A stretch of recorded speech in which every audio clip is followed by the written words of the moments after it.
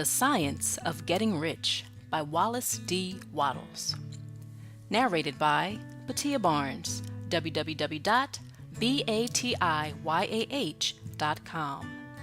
Chapter 14. The Impression of Increase. Whether you change your vocation or not, your actions for the present must be those pertaining to the business in which you are now engaged. You can get into the business you want by making constructive use of the business you are already established in, by doing your daily work in a certain way. And insofar as your business consists in dealing with other men, whether personally or by letter, the key thought of all your efforts must be to convey to their minds the impression of increase. Increase is what all men and all women are seeking. It is the urge of the formless intelligence within them, seeking fuller expression. The desire for increase is inherent in all nature. It is the fundamental impulse of the universe. All human activities are based on the desire for increase. People are seeking more food, more clothes, better shelter, more luxury, more beauty, more knowledge, more pleasure, increasing in something, more life. Every living thing is under this necessity for continuous advancement. Where increase of life ceases, dissolution and death set in at once. Man instinctively knows this, and hence he is forever seeking more.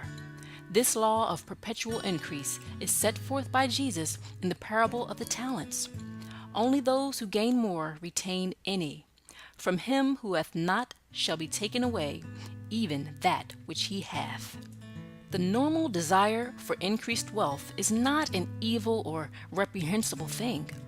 It is simply the desire for more abundant life. It is aspiration. And because it is the deepest instinct of their natures, all men and women are attracted to him who can give them more of the means of life. In following the certain way, as described in the foregoing pages, you are getting continuous increase for yourself, and you are giving it to all with whom you deal. You are a creative center from which increase is given off to all. Be sure of this and convey assurance of the fact to every man, woman, and child with whom you come in contact. No matter how small the transaction, even if it be only the selling of a stick of candy to a little child, put into it the thought of increase and make sure that the customer is impressed with the thought. Convey the impression of advancement with everything you do, so that all people shall receive the impression that you are an advancing man and that you advance all who deal with you. Even to the people whom you meet in a social way, without any thought of business, and to whom you do not try to sell anything, give the thought of increase. You can convey this impression by holding the unshakable faith that you yourself are in the way of increase, and by letting this faith inspire, fill, and permeate every action. Do everything that you do in the firm conviction that you are an advancing personality and that you are giving advancement to everybody. Feel that you are getting rich, and that in doing so you are making others rich and conferring benefits on all.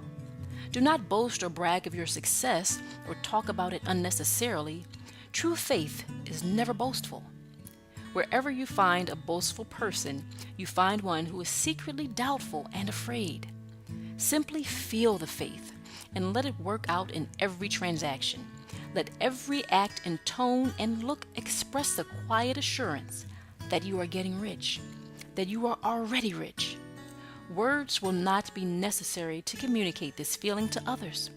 They will feel the sense of increase when in your presence and will be attracted to you again. You must so impress others that they will feel that in associating with you, they will get increase for themselves.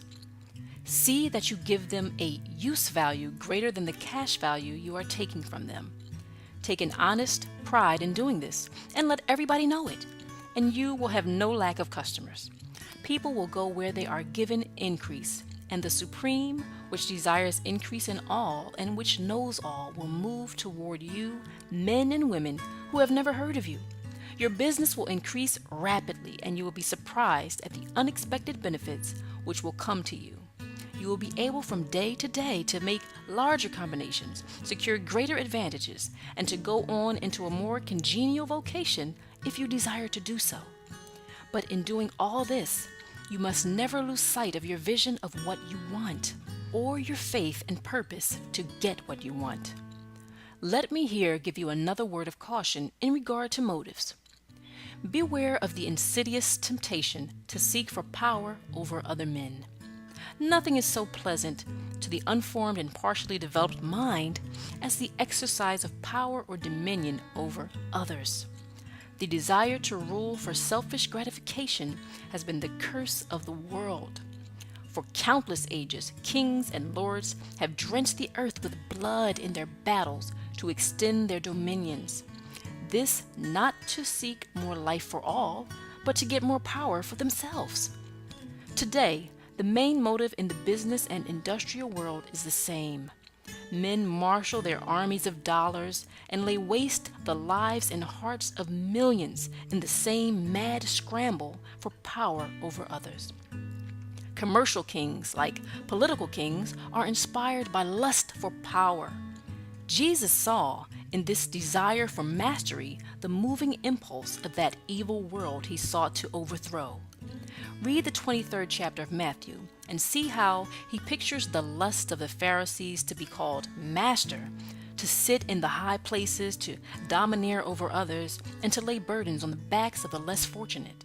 And note how he compares this lust for dominion with the brotherly seeking for the common good to which he calls his disciples.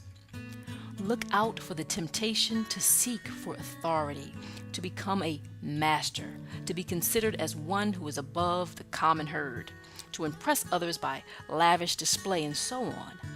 The mind that seeks for mastery over others is the competitive mind, and the competitive mind is not the creative one. In order to master your environment and your destiny, it is not at all necessary that you should rule over your fellow men, and indeed, when you fall into the world's struggle for the high places, you begin to be conquered by fate and environment, and your getting rich becomes a matter of chance and speculation. Beware of the competitive mind. No better statement of the principle of creative action can be formulated than the favorite declaration of the late Golden Rule Jones of Toledo. What I want for myself, I want for everybody.